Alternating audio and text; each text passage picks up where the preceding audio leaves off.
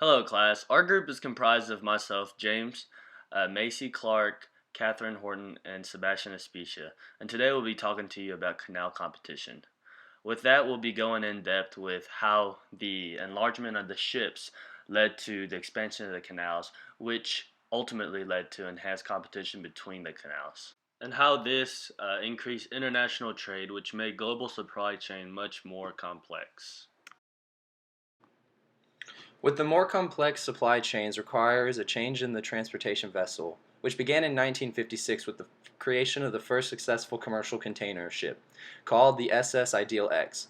It was a converted World War II tanker.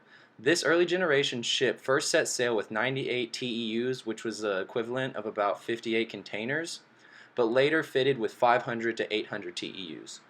This was the first step towards the oceanic giants that we have today. Almost 60 years later, we have increased the capacity almost 20,000% with the biggest ships ever to set sail.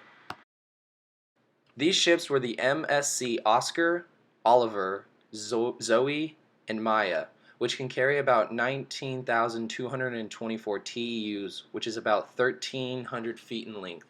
These ships were large enough to carry 1,100 Boeing 757 planes and almost 35 8,000-foot long trains. Those aren't even the biggest ships on the drawing board. Some Mediterranean shipping companies are commissioning 18 more, some up to 24,000 TEUs. Why do we even want ships this big? One is for the economy of scale, and the other is for the ever-growing demand for product. The future on innovation for these ships aren't all in the size, but the fuel consumption. What is the point of making a big ship if it costs more to move than the freight on it is worth? This is where the new engine comes into play. With the engines on these massive cargo ships, they can travel about 100 kilometers on about 1.5 liters of fuel, which is a lot better than most cars, which use about 9 liters of fuel per 100 kilometers. The company that made these ships say that they are the most fuel-efficient vessels on the planet, consuming 35% less fuel and therefore emitting the same percentage less of carbon dioxide. The other big issue for these massive cargo ships is they are too big in size for any canal to hold them, but this isn't going to stop them from building these massive vessels. It will just put pressure on the canal owner and operators to innovate and expand their passages to keep up with the size. This is where the expansion of the Panama and Suez Canal come into play, and even the creation of Nicaragua Canal. These new megaships have brought on a new kind of battle between existing and new ports around the world with their increased capacity. In order to fit these new, larger ships, canals have had to engage in their own expansion plan in order to not lose business. We are going to look at two major existing canals, the Panama Canal and the Suez Canal, and one in the works currently, the Nicaragua Canal, and how their expansion projects will not only increase size, but help them compete against each other for business. Since its opening almost a century ago, the Panama Canal has just finished its first expansion project at the start of this year. The project began in 2007 and consisted of several components. These include a third set of locks being built. This creates a new lane of traffic and doubles the canal's capacity. Before the expansion, the canal could only allow ships carrying 5,000 TEUs to pass through at the most. After the expansion, they will have the capacity for vessels carrying 13,000 to 14,000 TEUs to pass through the canal. This expansion project also allowed for a Pacific access channel, improvements for navigational channels, which means they can dredge easier without tearing up the environment so much, and it has improvements to the water supply going through the canal. In addition, the Suez Canal, located in Egypt, finished its impressive expansion project in early August 2015, only 10 years after the original canal was built. The expansion project created much like a two-way marine highway in the canal by focusing on two aspects. They wanted to deepen the canal to allow ships with up to a 60-foot draught to pass through. They added another lane to allow a flow of traffic going the opposite direction so that wait time and transit costs are lowered. And both of these aspects allowed the canal to handle up to 97 ships a day instead of the 49 before the expansion was happening. Although the Nicaraguan Canal has been postponed for a year, when finished it will rival the Panama Canal and the Suez Canal for ships passing through the Pacific and Atlantic from Asia.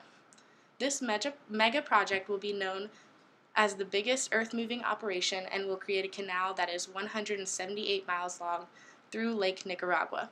This canal will also be sea level when completed, which means it will have no locks. Through increasing ship size, the canals of the world have been forced to expand with these ships, creating even more competition between these entities. Here are some aspects of the canals as well as some changes major canals have had to make in order to stay competitive. The Panama Canal is the smallest canal. They are currently building a new channel to compete with the Suez Canal. The Panama Canal relies on locks, meaning it requires continuous repair as well as making it difficult to expand. Even with improvements, the Panama Canal won't be able to hold as much as the Nicaraguan Canal. The Panama Canal charges around $200,000 for an oil tanker or large container ship to pass, with prices dropping significantly in the summertime. The Suez Canal is the simplest of the major canals. It does not rely on locks, meaning it is an all-seawater path from entrance to exit, which makes travel time faster. The Suez Canal has almost no size limitations, aside from fully loaded crude carriers. They are currently expanding the current bypass by 22 miles to host larger ships. The Suez charges about $325,000 for a large oil tanker to cross, with prices dropping significantly in summer just like the Panama Canal. The Nicaraguan Canal is 300 miles above the Panama Canal, which can cut 2 weeks off trips.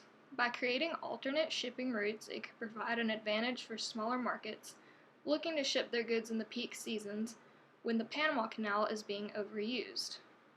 The Nicaraguan Canal is still in the planning phases, so there is no estimated pricing available.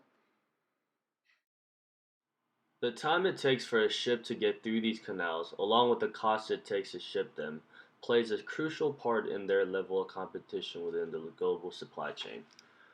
For instance, let's say a supplier has a choice between two canals, the Panama Canal and the future Nicaraguan Canal. The Panama Canal will be initially cheaper to ship through than the Nicaraguan. However, the time it would take for the shipment to pass through the Panama will be significantly longer than the other. Knowing this, the supplier may consider opting out of the cheaper canal because of the negative effects a longer transit time would have on the total landed cost for the product, which would in turn cause for the product to be more expensive in the long run.